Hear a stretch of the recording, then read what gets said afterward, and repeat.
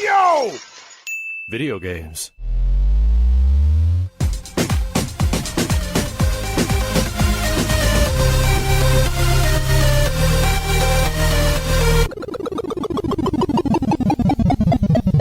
What up, dudes, and welcome back to the YoVideogames podcast. I'm Matt. And I'm Andrew. And thank you for all our generous patrons who've kept us going all the way to episode 420. Blaze it. That's right. It's the weed episode. It's all about weed. We're going to talk about weed. Nothing but weed and how much we smoke it.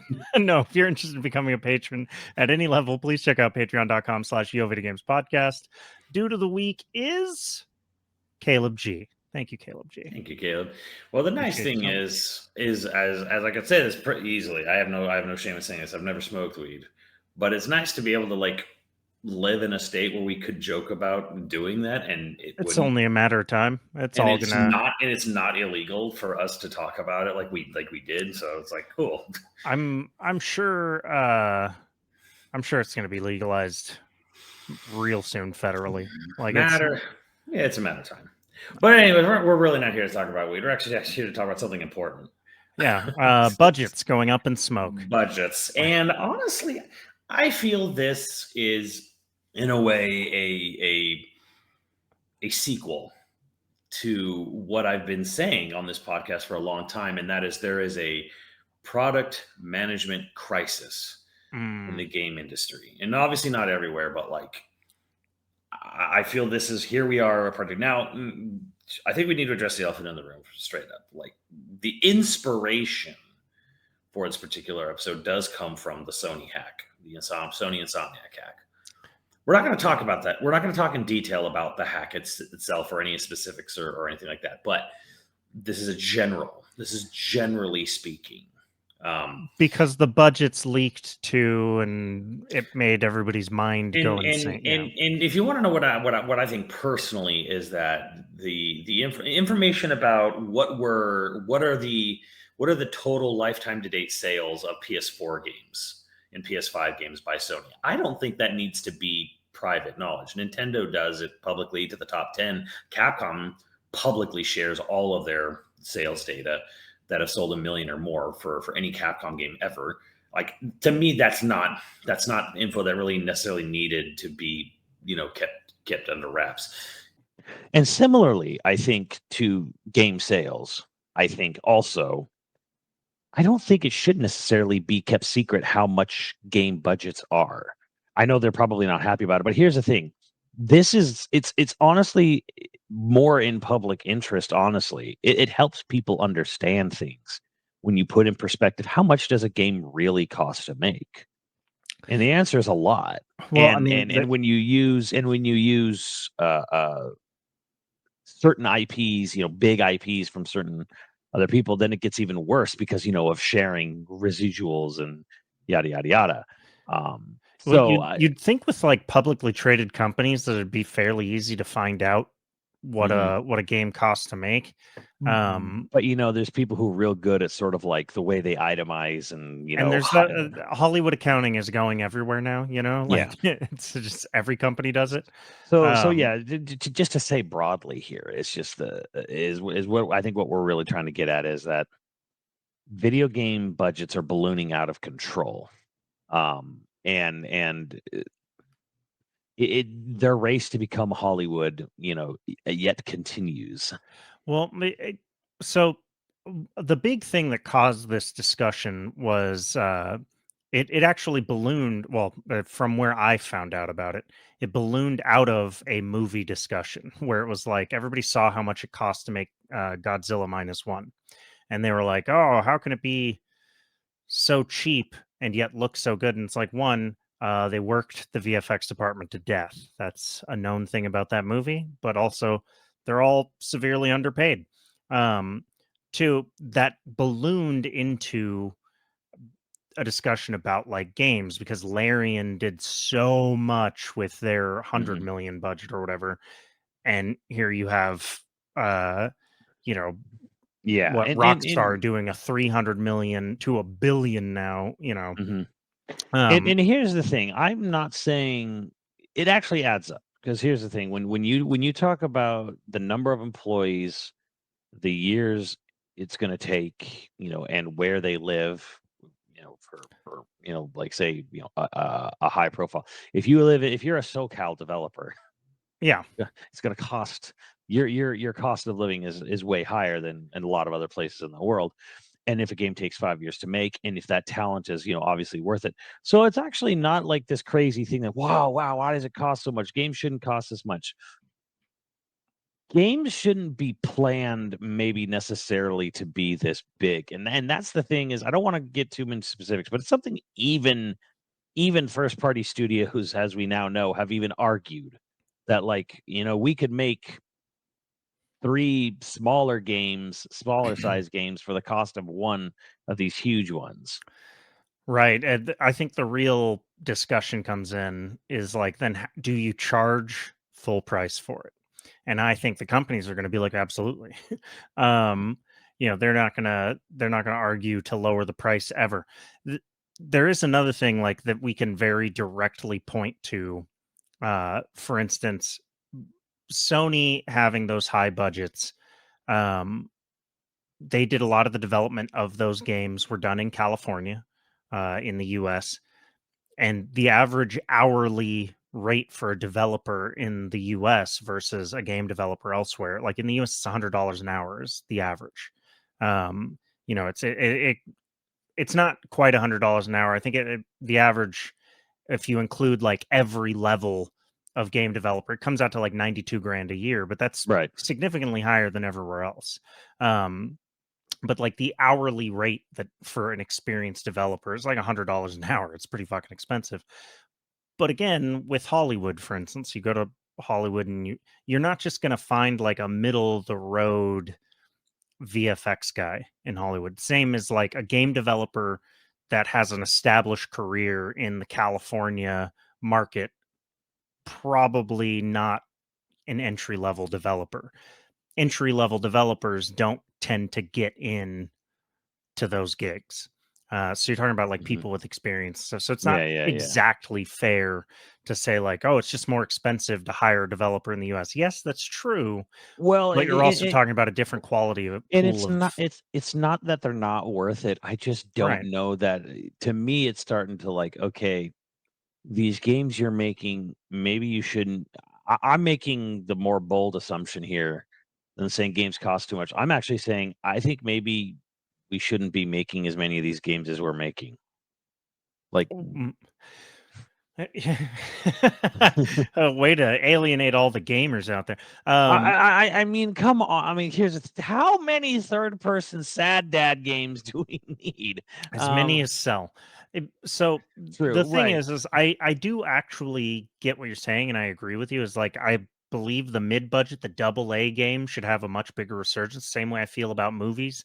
The Yeah. double A movie, the mid budget movie, should make a big comeback. Yeah, to make a sort of movie comparison, this year was a great year for comparing how movies kind of Yeah, like the big how budget guys all flopped, and right. So I mean, when you look at something like an A24 Pictures studio, and it's like, oh, they're doing well because they don't spend $1 billion, they don't make tentpole things, they're kind of doing well because they didn't go out and try to make a tentpole blockbuster. Like Spielberg said many years ago that he says the tentpole blockbuster is unsustainable.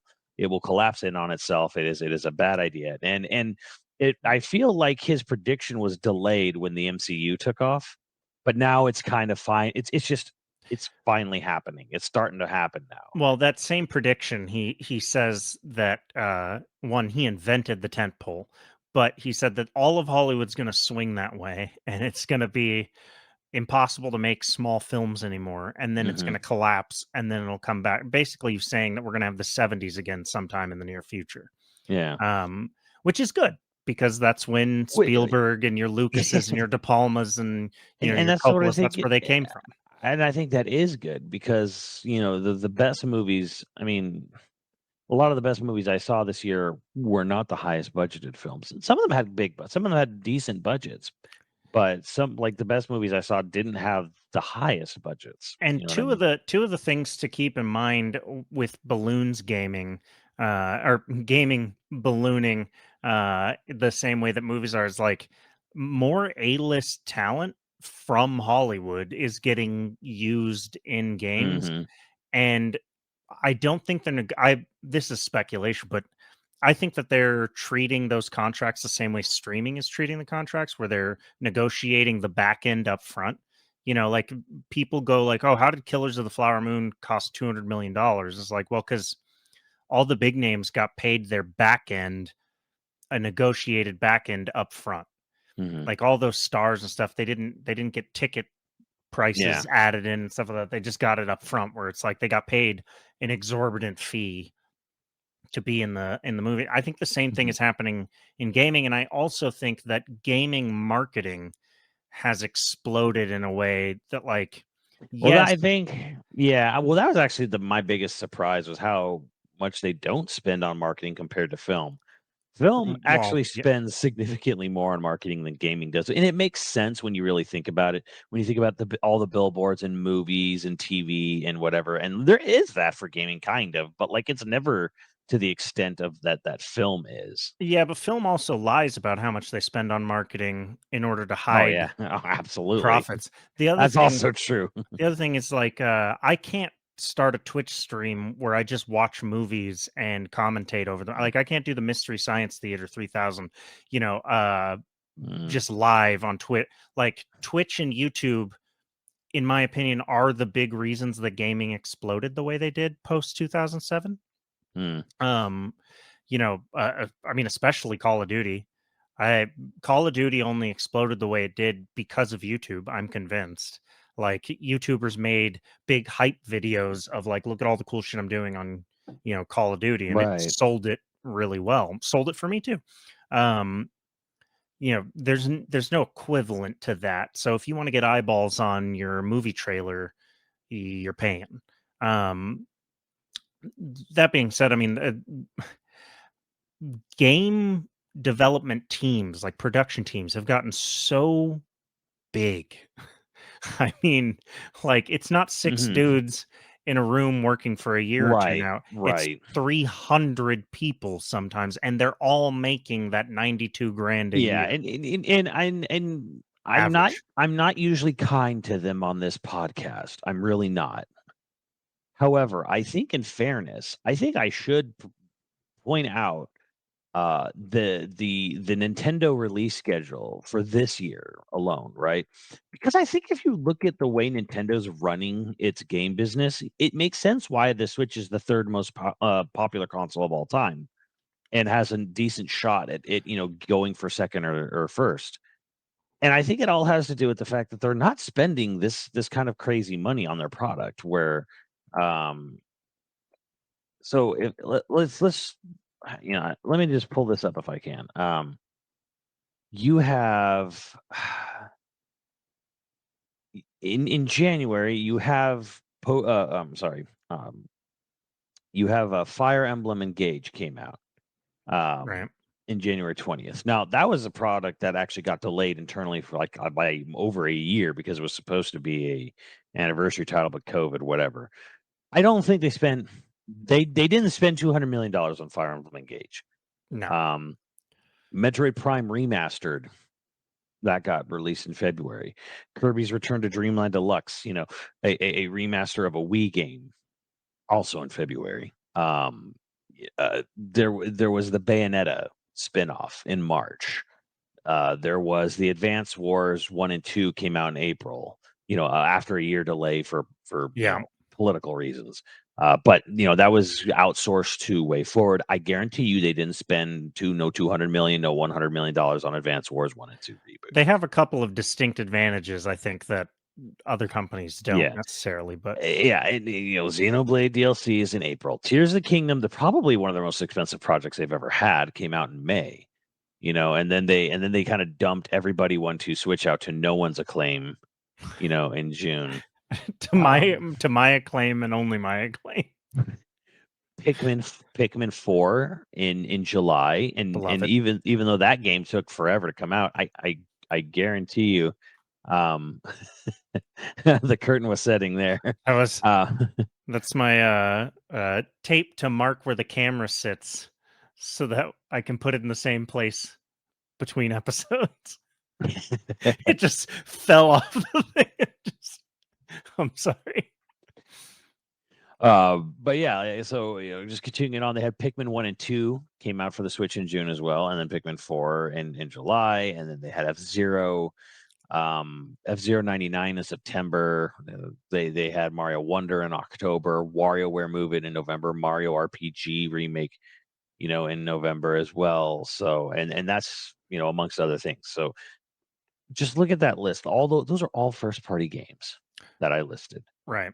There was pretty much a game a month. There was some months had 2 games, and some month and then you had a month like December and August. I had no game releases from them, but like otherwise, every month had a game release, and there was at least 12 major first party products that came out each month Right. in over the course of the year, and none of them cost a lot of money. All things now, I can't sit here and tell you what was the budget of any of those games, but I can guarantee you there was no $200 million. There was no $100 million. The distinct advantage that they have is one, this isn't an advantage, but I think it's a way they think that others don't, and they think entirely in longevity. Hmm. They really are looking at like a 15% return minimum. They're not looking at like I need a 300% return minimum. They don't do blockbusters, if that makes sense, in the same way that other companies do. Yeah. But two, Sony had to build everything until very recently to work on the PS4 and the PS5, and every time you expand platforms, even by one, Mm-hmm. my understanding is it can, in some cases, double the expense of developing. Not Mm-hmm. every case, but then you have, say you have a game like GTA, for instance, where they build it for everything, and granted, PC comes later because it's harder to get up, but they build it for everything, and that's 3 different platforms, right? Because there's 2 Xboxes they gotta plan for, and it came out. I don't know if you remember this. GTA 5 came out on 360 and PlayStation 3. right. That's what it was made for. And then there was a PC version, and then there was a PS4 and Xbox One version, and then there was a next gen version, a PS5 and Series X version. So right, didn't that cost like 260 million or 300 million in development overall over time? I mean, they've spent more than that and made way more than that, of course. But like, yeah, the initial launch, was a however many hundreds of millions of dollars, Right. in what 2013, I believe. Right, and Excuse me. it's an outlier for sure. But I think that's also a new change, is where like everything used to be built on PC and then optimized for. Yeah, well, because GTA is built on console first, and then it goes to PC rather the other way around. But and when I say that, not to confuse anybody, if you yes, games are still built on a PC, like using a PC. Well, but like it used to be, they were built first to work on the PCs that they were built on, and then they would be built to work on other things. Consumer grade GPUs, CPUs. Right now, it's built to work specifically on the architecture of the console that they're designing it for. And anyway, well, in case you didn't know, here's I the didn't thing, know though. It's like, again, like you just look at what they're spending, how they space out. Because I own a PS5. I've owned a PS5 since day one. Okay. And then like a year or two later, I got a Series S, not even an X, an S for a Christmas gift. Okay. I am by no means an Xbox stand or whatever. I just look at Sony's output for 2023, and there was the Burning Shores, which everyone kind of forgot. It was pretty good though. I beat it. And there was Spider-Man 2. And then there was like that the roguelike mode for God of War Ragnarok in December. I mean, if we want to count that. I don't feel I'm kind of sitting here like I'm mostly just confused and befuddled with Sony's output. The output on the PS5, as far as like first party content, feels agonizingly slow. It feels like they have 2 or sometimes only 1 major title. Like this year, they had 1 major title, 1 one meaty DLC, and 1 pretty cool freebie DLC for God of War. And then last year it was Horizon 2 and God of War, like two big Right. titles, like kind of like bookended at different parts of the year, right?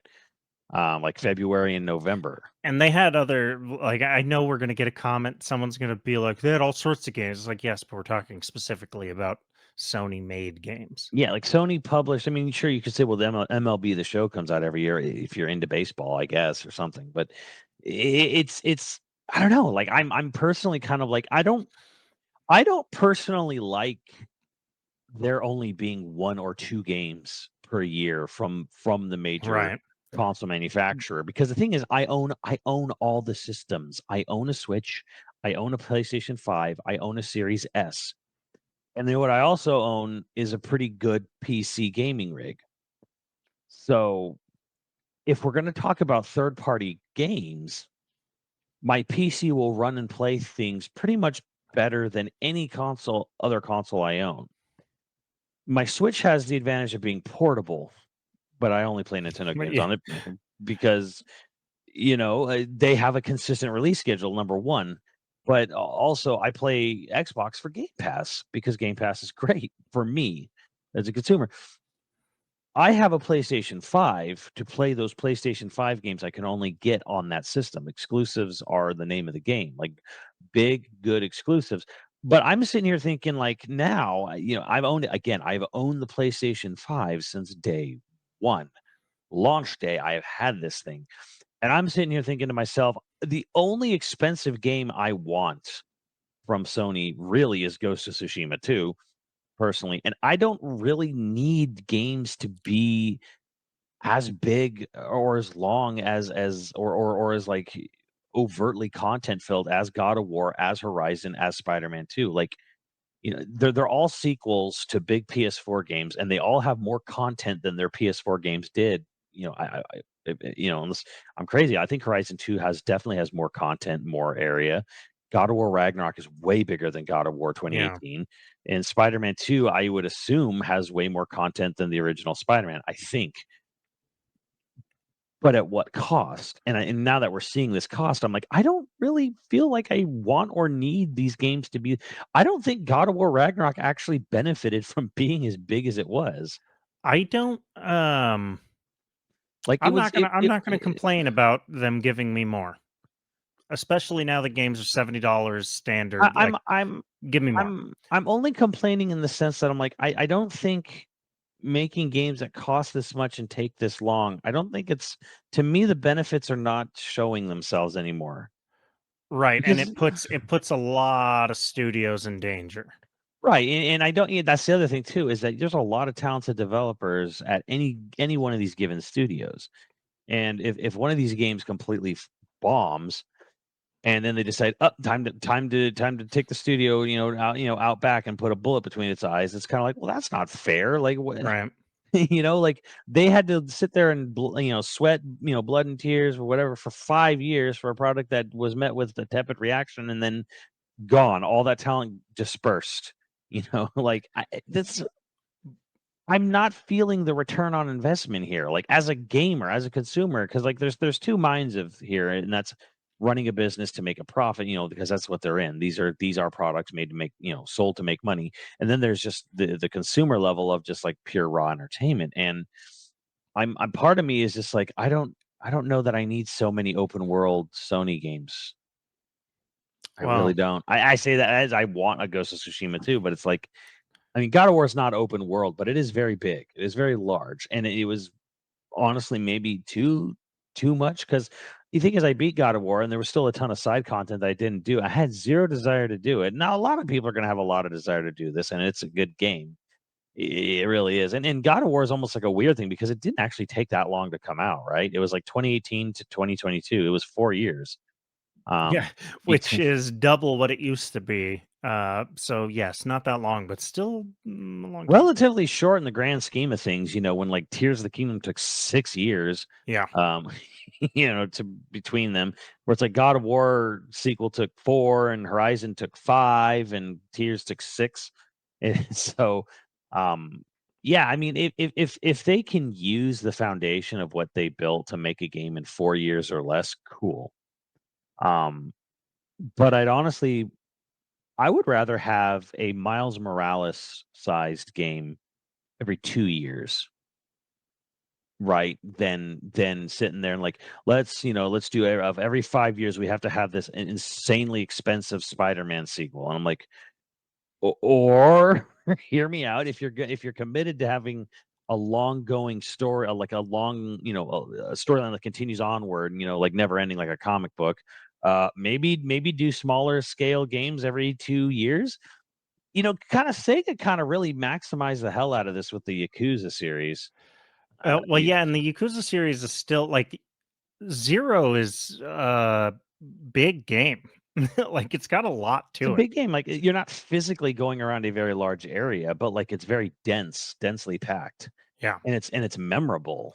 And like it makes good use of its space and reusing assets and stuff. Because the thing is, this is also kind of a crazy idea here, maybe too. If you make a really, really detailed, dense, really incredible chunk of a virtual video game world, I think it's okay to have multiple games kind of taking place in the same area or similar areas, as long as what you're doing in them changes up a bit. This goes back to our discussion about like open world games in general, where it's like now we crave density. Density is more impressive Hmm. and more entertaining than, yeah, okay, you've got thousands of miles of space, but most of it's empty. There's no reason to go there. Hmm. Whatever. Yeah, I have to walk. Jesus. Um, you know, I do agree that density improves things. And like if you have an interesting enough or creative enough world, the density can last for several games. Hmm. I do think that's one thing, like if we're talking about like a Ghost of Tsushima 2 that they need to have. Because Ghost of Tsushima wasn't a very big game, but it also felt empty. So But it also I wasn't it it was wasn't good. that huge. It wasn't like it was about the right size it needed to be for like the scale or whatever the roaming, because it wasn't like so big that like it would take you hours to go from one area of the Right. island to the other. It There was wasn't like also that. just not a lot of reasons to go to areas. Right. There's And that's kind of the one thing I hope for the sequel is that is they learned how they figured out how to make it look beautiful. Can they figure out how to do something more with the environment and characters in the environment in a sequel? That'll really help bring out, because yes, it is a gorgeous game to look at, but what do you do in that game? You kill Mongols. yeah, That's a that's lot. You do a lot of it. that's, Um, that's all you do.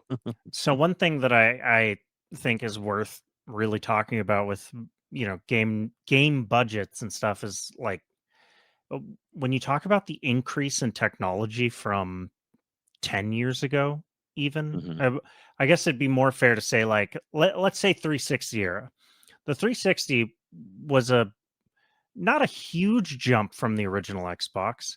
The PS3 was a huge jump from PS2, Yeah. but like 360 made everything cleaner and nicer, and it was definitely an improvement. Mhm. But then you go from the PS3 to the PS4, and it's an improvement, but it's not nearly as big of a jump. It's costing way more to get much less every time we jump forward now. And PS5, for instance, the biggest like boon that people talk about is loading times are super low. Non-existent loading. And that's cool, but if it means that games are 10 times more expensive to make, like loading times weren't that big of a deal. No, You know what I mean? exactly. That's the other thing too, is that like the cost that came with this, because the 360 PS3 era, yes, it was a noticeable jump from the PS2 era. Yes, it was, but the biggest hurdle with it came from the fact that now games had needed to be rendered at a higher resolution. All right. So that and then yeah, Which now meant you needed now way better equipment to run it, which mean yeah. right, and now things needed to look, you know, not like they were made out of like Roblox, or whatever, so Paper like mache. because Just like PS1 era is like everything is very blocky, and then PS2 things are kind of rounded, but definitely still a video game. good, but definitely still a video game. And PS3 360 is like, well, things need to have so many polygons on them that it actually is starting to approach early CG movies. We're getting to that Pixar level or whatever, right? That's what PS3 Veggie needed. Tales. Yeah, Veggie Tales. God, I'm sorry to bring that up for anyone. We've entered the Veggie Tales era. PS3 360 was like the Veggie Tales era, right? Yeah. So and then it's diminished returns and everything from there. So Well, You know, that's another thing that Nintendo does right? Because it leans it's using way older tech in the Yeah. Switch, and so it's just way cheaper to make for it. But two, they lean much more into stylization and art style than into realism, and realism is always going to be way more expensive than your And here's the crazy thing to think about. I don't think they have one single franchise. Not one single franchise in Nintendo's repertoire is realistic graphics. Metroid Prime is the closest, and it's not. and it's still sort of cell shaded. Like it's still well, I guess this doesn't count as cell shaded, but it's not trying to be it ain't realism really. Like even right. It's not, even like the last time they tried to give a semi-realistic look to Samus was in Prime 1. Because even by Metroid Prime 3, they were like they had just defaulted to using her Zero Suit Samus look, which is like anime as F. yeah. So Metroid is the closest thing to a realistic graphic style game that they have or use, and even then it's not. It's much closer to something like a Devil May Cry or like some other Capcom like hyper stylized game. And to put it into perspective, a game that is realistic with a chrome filter on it, Resident Evil 5 runs like trash.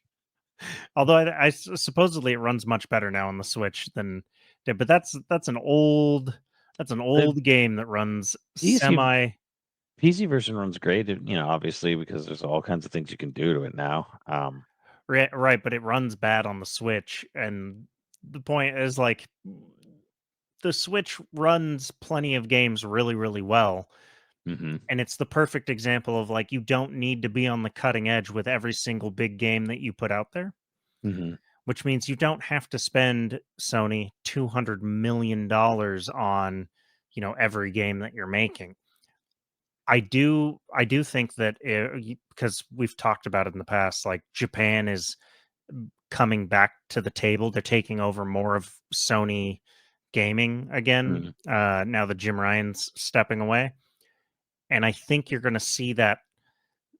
You know, I think you're going to see a move away from blockbusters because it is Well, super American to love the blockbuster to make I the mean, blockbuster push. Spider-Man 2 obviously sold super well because it was kind of always going to sell super well. But Mm. here's the nutty thing. We have no idea what Sony's releasing for 2024. Yeah, still We an empty don't. There's slate. there's Last of Us 2 remastered, which I think that's going to be met with even more of a cold shoulder than Last of Us Part 1 remake. Because that didn't apparently that was just that apparently was not the bestseller. Part 1 remake, not remaster, but Part 1 remake. I thought about Because it getting was it like on sale. nobody was asking for it, and I think that's going to happen to Last of Us 2. Like nobody was asking for it. You'll get a lot of people just upgrading to it, but you're not going to get a lot of like new sales on it. Yeah, I agree. I'm not really sure what happened with Naughty Dog. Like I feel like they didn't know what to do with them after The Last of Us Part 2 came out, and after like, they ended a couple of their other series or whatever. I don't know what the Sony was planning. They Mm. wanted to just turn them into a live services company slash a remaster company. Yeah, Like, what do because you that is official. We can talk about this. I think openly is that Last of Us Factions is officially canceled. Yeah, it's dead. Officially, they put out a statement. We have made the decision to cancel the game because it would have required all of Naughty Dog to become a live service game company to support the title, and we wouldn't And be able nobody to do wanted that. to do that. Right. And they're like, we have 2 unannounced single player games in development. that was sort of the olive branch, I think, by saying we have 2 unannounced single player games coming. I mean, although all the multiplayer fans are like, I don't care about that. But Yeah, I am so surprised by how popular factions, or how much people were looking forward to factions, by the way, because like I don't think of multiplayer when I think of I don't think of yeah, multiplayer at all when I think of Naughty Dog. We did the multiplayer for Uncharted at that one like PlayStation yeah. experience, and it was fun, I guess, but it wasn't like world changing or It was whatever. whatever, and that's exactly what I think happened to factions. My reading between the lines of that statement they made was, we made, we were making multiplayer mode. There was pressure to monetize it, so we tried to expand the scope of the multiplayer mode. We tried to add like battle pass stuff in or whatever. So when we just kind of kept tinkering with it, and then Bungie came in and said, well, because you don't have a live service game here, you don't have a 10-year plan, and you have maybe like a 1 or 2-year plan here. And then Sony backburned it and then basically just said, all right, let's just kill it. Because I think the reality was, I don't think they were ever trying to turn Last of Us Factions into a games as a service title. I don't think it was ever meant to be a gas game. I think they just made a multiplayer mode, and they tried to expand the multiplayer mode as much as they could to justify cutting it out of Last of Us 2 and selling it separately. Mhm. And basically, like, Sony had the gas experts they own come in and say, you don't have a gas game, you have a multiplayer game. And then Sony went, well, we don't want a multiplayer game, we want a gas game, cancel it. Doesn't matter how good it might have been. It was probably a game that was totally fine for a year. you know and that's the crazy thing to think and no one will ever admit, Sony will never admit it, and Naughty Dog will never admit it. But it's like, to me, I look at that and I'm like, you couldn't just be happy selling a game for a year, or selling a game and then having a year's worth of extra content going into it and then just leaving it at that. You couldn't just be happy with that. That was impossible, I guess. And that's the saddest state of affairs, really, altogether. It's just that, like, you couldn't just be happy with a year of sales. It goes back to the reason they're moving into these ballooning budgets anyway in the first place, right? They want all the money. Yeah. They don't want, a year of your attention. They want Yeah, because there all of was, your attention. yeah, and that's just the sad thing, is that, like, I wonder if they look at multiplayer, like, if the multiplayer doesn't have, years worth of content and microtransactions being added to it constantly, all this FOMO stuff being added in there constantly, it's almost worse than a single player game. Because a single player game, they've probably learned from Nintendo, you can kind of just keep selling them over and over. Because if your single player game is really good, the word of mouth kind of gets it. So, like, every time someone buys a PS5, they slowly go in and buy those big experience single player games, Yeah, they because gotta. they're so big too. You can't just rent it. You can't just borrow it. You got to buy a game because it's an investment of your time. And you It know becomes a part of the culture. right, You know like, what I so, mean? Like, yeah. right, becomes a part of, like, the daily conversation, or Mhm. whatever, of how great this is, how great that is. And the sequel can kind of like boot, and it does. The sequel always boosts sales of the original, as a new trailer drops, or as you get close to, like, you get close to Spider-Man 2's release date, and you can literally see Spider-Man 1 starting to sell really, good again on PS4 or Yeah. PS5 versions, right? So I think Sony looks at it as like, well, single player games are kind of like this wonderful thing where we can sell it for $70, and we can kind of keep selling it for $70 for years to come. Multiplayer, you can't. There's this industry's kind of done this funny thing itself. No one values a full price multiplayer only game. Just doesn't exist anymore. No one would pay 60, let alone $70 for a strictly multiplayer only title. Well, Call of Duty sells every year, and Technically, it has a campaign, it has yeah, zombies, it has multiplayer. technically. Technically, and there is Warzone. Warzone also exists, and it is free to download. Yeah, Let us well, not forget that. wait, So, which one was the Modern Warfare that came out that basically didn't have a campaign? It was just multiplayer?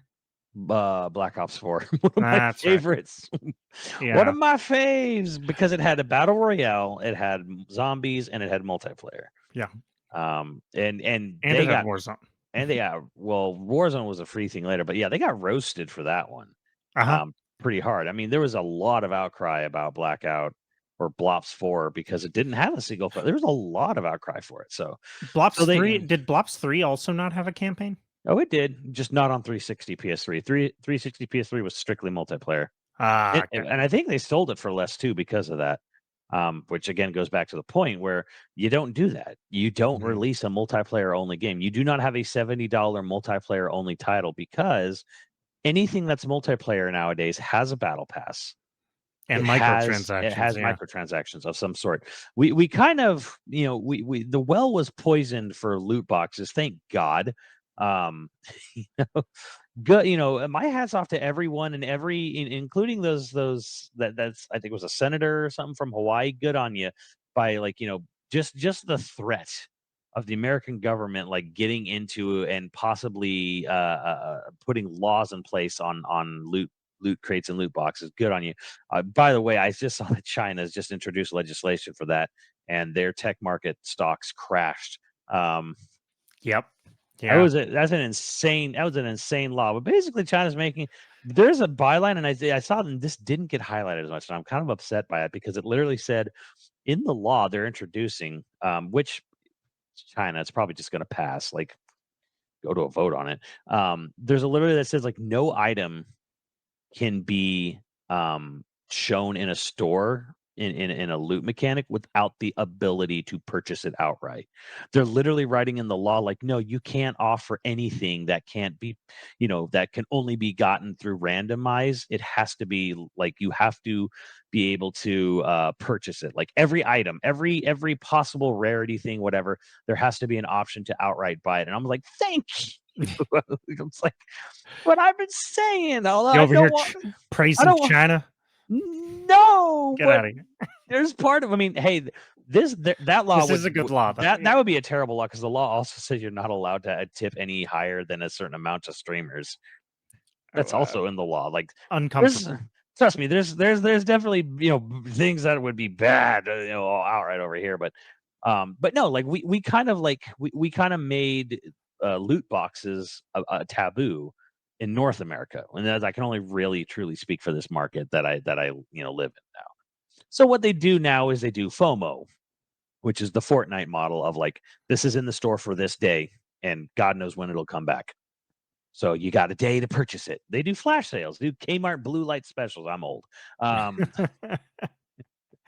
You see, Kmart was a place that used to compete with both Target and Kohl's, and they had furniture. So I guess really it's just Target. Target is the new Kmart, Yeah.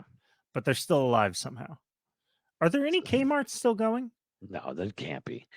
They're Yeah, they're the people that had the "Ship My Pants" commercial, right? Isn't that Kmart? I don't know. Shit my There's pants. there's a commercial director that made his whole career off of it's Kmart was you could like ship anything from the store to home. Like you could just Oh, I thought you be said like, "Here." shit my pants. Yes, and that's the joke is like the guy's holding his pants. He's all like, "Oh, I don't know. What if I don't like it? Don't like this size?" And he's all like, "Oh, well, you can just pick another size and we'll ship it to your home." He's like, "I can ship my pants? Yeah, you can ship it right here. I can ship my pants right in this store. Yeah, you can just ship your pants anywhere you want. I can ship my pants on aisle 9." Like it's that. It's just them asking about how. Yeah, it's a Cute. good commercial. I'm sorry if That's you've cute. ever tried I to have do no commercial memory of directing, that. I you have gotta. no memory of this commercial, but like, yeah, exactly. Commercial directors of the world unite. So We're the only yeah, ones but like paying attention. either way though, I don't. Can you remember the last time there was a multiplayer game that was like it's full priced, it's multiplayer only? Can you remember the last time there was a multiplayer game that didn't have microtransactions? Mm, I can't. not off the top of my head, no. I can't. So that's kind of how the industry operates now. Is like if it has multiplayer, it has microtransactions. It has to. And that sucks. It has. But then there are multiplayer games that are made by one dude and they take off. and they sell for $10, and that's it, and that's the game. And then it's the game's life is continued by modding, by the modding community who do it for free. And I'm talking about Lethal Company, and now like one dude is probably a millionaire now because he had a good idea, he executed it. It was low tech, low grade. It looked like shit. It's clunky, but like you know what? It's a fun time. One fucking dude. And now he can do a Lethal Company 2, which will go down the same path as everyone before it. Microtransactions. And it'll still look like shit. He's still And the funny thing is too, it's like the game is like in early access technically, right? And like I paid $10 for it, and if I never played the game again, I would have gotten that $10 already easily. Yeah. And then that's fine. Like I'm gonna play the game again, but it's like well, if after a month or two, I don't, I just stop playing it, and then it's like, well, you played it for about 3 months. It cost you $10, and it was great. Like I'm just getting to that point. I'm like, I don't know that I need your games to be this. The multiplayer. I mean, it didn't cost anything, but the multiplayer add-on for Ghost of Tsushima was very cool, but it wasn't very robust. There was one raid, one like like co-op raid thing, and then there was basically just a tower defense mode. I think those were the only two things. Maybe there was I don't think there was, but maybe there was a PvP. I don't know. But the thing wasn't a lot of maps, wasn't a lot of stuff to it. There was one story raid thing, and that was it. And I know some people were like, "Why are they going to make more? Where are they going?" Because they got to make a sequel. And part of me was just kind of like, "That was cool. That was fine. Like, I don't need any more. Like, a game being really fun for a good solid month, 2 months, 3 months, whatever."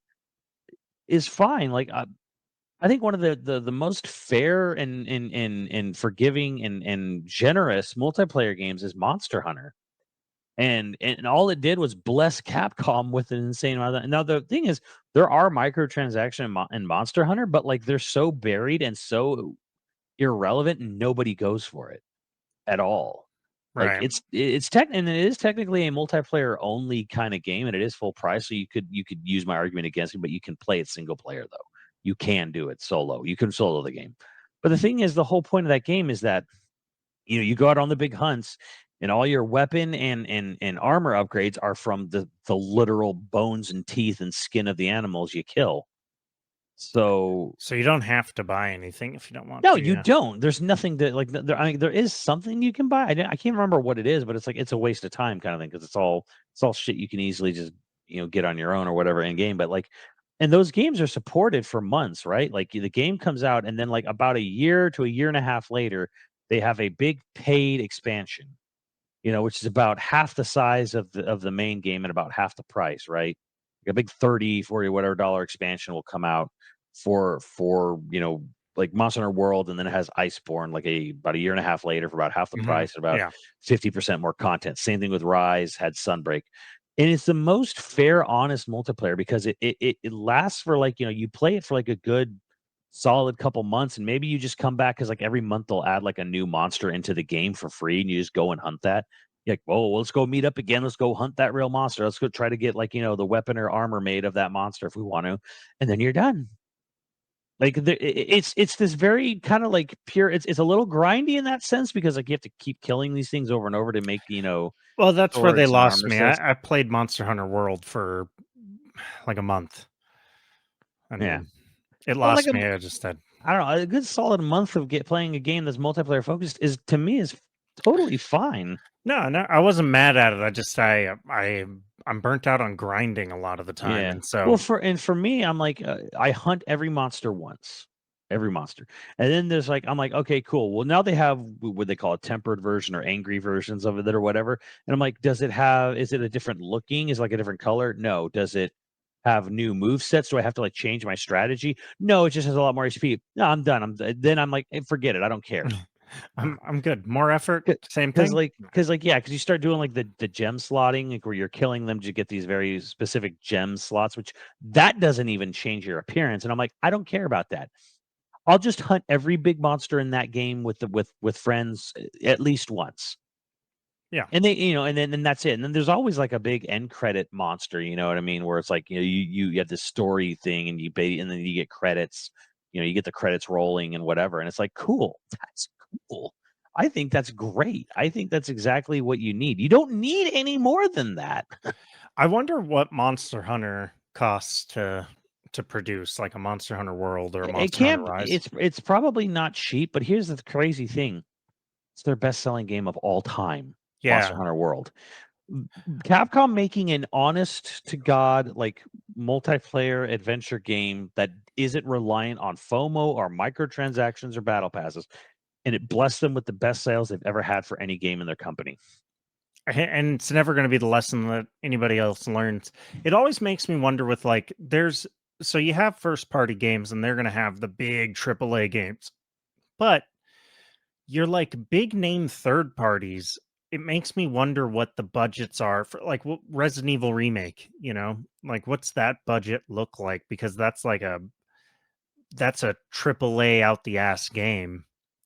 But I have a hard time believing that they spent $200 million on it. I don't think they did, man. I can't see it.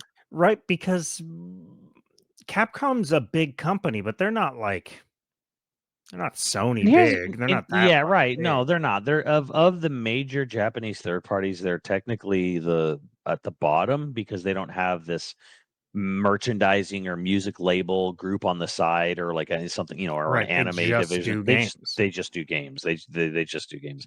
So, but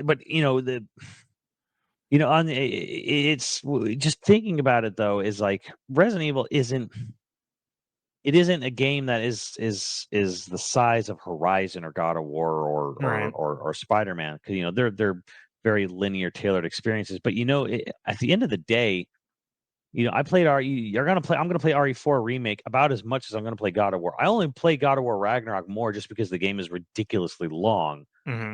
but not to a point that I'm not even like super thrilled with. So I mean, Capcom has done open world ish, like Lost Planet, which you know, uh, ish. yes, Uh, I would, although actually, I would like a new Capcom open world Resident Evil. Like I'd do that, like your 1990s, uh, you know, Raccoon City, Escape the City type thing. right. Where it's open world. And That'd we've be, talked about that, a lot of times. yeah, Like that'd be cool. it would be cool, and then they could kind of do it because they always have like these really really cheap multiplayer add-on things that never go anywhere because Hmm. they're really cheap and not that great. Reverse. Yeah. So yeah. So Was yeah. Umbrella Corps that, or was it standalone? Umbrella Corps was a It was standalone. standalone. It was a standalone waste of time. What are you Um, talking about? Steve loved that game. it's the greatest game ever. So Steve gonna be like, "Why are you hating on me?" I'm not hating on you. I just you're the only person I know that loved that game. If you ever see this, I'm sorry. It's true though. But yeah, either way, like I just there's no way they're spending the amount of money on RE4, and they're spending money on RE4. That Yeah, game was. I'm not saying they spent nothing on RE4, but RE4 didn't cost nowhere near the amount of money or time that God of War Ragnarok did. right. And I'm getting about the same amount of time and enjoyment out of RE4 or RE2 remake that I am getting out of God of War. I mean, RE3, yes, that's based that's basically Burning Shores level or less, that's its own thing. But like RE2 remake, RE8, RE7, RE4 remake, I'm getting the exact same amount of enjoyment out of those games that I'm getting out of God of War Ragnarok or basically Spider-Man, because I have so very little interest in doing extracurricular stuff in Spider-Man 2. I'm like swinging's fun, swinging around the city's fun, randomly punching some guys is fun. I do the main story. I have zero interest in like doing anything else in that city. Yeah, I don't necessarily like with God of War Ragnarok. I didn't keep doing stuff after I beat the game, but I did a lot of the side stuff before I finally beat the game. Hmm. So I mean, I don't know how many hours I put in. And there 40. is side stuff, and they added side stuff in RE4 remake, and they Yeah. and extra missions, and they added the whole expansion of the shooting gallery. Again, it's just the game. Yeah, it's more linear. There's way less roaming around doing your own thing in RE4 remake, but like I don't know that I needed all that in God of War. Like it makes I'm really am kind of like shitting on like games like God of War and Horizon, whatever. And I'm like, I'm not shitting on them because they are, like you said, I'm not going to I shouldn't complain about having more to do. Like having more content's not a bad Yeah, thing. you're just saying you don't need it Yeah, necessarily. I Like, think yeah. At the yeah, end of the day, I'm like, I don't need this if it's going to take 5 years, cost this much money. Like and I'm not saying I don't want that talent on display from those developers. I do. I just don't need it to be such a huge endeavor. Like it could be chopped up into 2 games or 3 games. You there's know, something that's interesting here is that it's because you stream and you create content specifically about games, and like you are the more expert half, right? I'm the casual input on this podcast. And something for me is like I play way less games than you. hmm. And I'm imagining I'm more in line with our regular listener who's like, Yeah, yeah, well, yeah, I yeah. want God of War to be as long as possible because I'm going to buy one game in 3 months. Um, actually, one game a month is probably more And I in line. understand that. I just argue, wouldn't it be cool to have like a God of War every 2 years rather than every 4 or 5? Oh, see, my argument, and maybe like my closing thought here is like, I'm not saying that I want them to do less for my money. I see that this isn't sustainable, and if they did, a 20-hour game instead of a 30-hour game, and it came out in 2 years, that means that they could do two 20-hour games over the next 4 years. Like, and it means it's sustainable. It means it's something where it's like those people who are making excellent games have way better stability, which means they make more good games. Right, because if the content, if the quality, I'm sorry, if the quality is there in a Right. 20-hour God of War game and they both charge $60. I know they're charging 70 now, but like they could charge 60 or 50, right? Because if you have two in 4 years, I bought 2 God of War games for $50 a piece. They got me for $100 in 4 years, versus they got me for 60 or 70 in 4 years for one long God of War. Hmm. To me, the very simple basic mathematics of it is actually it's better for me. It's better for Sony, I think, to have smaller budget games more often and charging them either at or just under full price, like $50 20-hour experience in the God of War world. That's a great Right. investment, for me and for everyone. And then it's like you have 2 God of Wars, 20 hours a piece, $50 Well, each. I think this comes back to something that's like in the 90s and early 2000s, you had a summer blockbuster month, and that month was when like the blockbusters, the tent poles were going to Yeah, come out. yeah. And then the rest of the year, your mid-budget, your normal movies came out, Mhm, mhm. your nice guys and stuff like that. Um and I think there was a window there where like and movie quality, there's like a mid 2000s where movie quality was like peak, right? In terms of like CGI and how, over the top action sequences were. But there was like a midline there for a few years in the late 90s, early 2000s where like you got to have your big ass budget movie, but then the rest of the year your slate was mid-budget stuff, Mhm. and they all went to this thing where like, oh no, we're not going to make any of that mid-budget stuff. We're just going to make bigger, bigger budget Yeah, movies and then and like only release one a year. and then it went like June was your big month, and then it's crept into July, and then Hmm. like then it blurred, then it pushed back into May. May was now the big May, June, July, and then And April now and you're August were looking kind of at a like game touching industry toes, and doing the then same yeah, thing. and that's the other Yeah. thing too, is that like it used to everything always used to come out in November, and now it's kind of been pushed to October, September. But now big games come out whenever, just because of how Hmm. much they get delayed. So plenty of times it ends up coming out. Oh, it got delayed till spring now. So and like movies the same way. They realized Christmas was a great season. November, December became huge months for big blockbuster movies. And that's doing the same thing where it's like the only like shitty months are now fuck you, it's January and and like February and maybe late August. Those are the only times like movies don't have major tentpole releases anymore. So the gist of the episode really is like budgets are ballooning, maybe because of a lack of imagination on publishers' parts, Yeah. rather than it being good for the game. Yes, big games are really cool, and I'm never going to shit on big games. Like that's awesome. But at the same time, like more smaller games is going to be better for you long run. Yeah. I think chopping the games in half, the big games, the really big ones I'm talking about, the 100-hour games, your 160 to 100-hour games, chopping them in half, selling them for 10 to 20 bucks less, and then releasing them every 2 years instead of 4 or 5, I think makes for a healthier, more sustainable industry. It also would help. I would imagine it's good for burnout, to avoid burnout too, Mhm. because your developers are like seeing the end of a project way quicker and they can move on to another one, and again, in 4 years, if you're bringing in $100 rather than 60 or 70 in 4 years, there's just literally more money to go around, so that you can theoretically, it won't happen because of the No. way publishers are, but like theoretically it's like, hey, you could take more risks now because you're going to have, you could fall back on stuff more. And that won't happen, of course, because publishers are assholes, but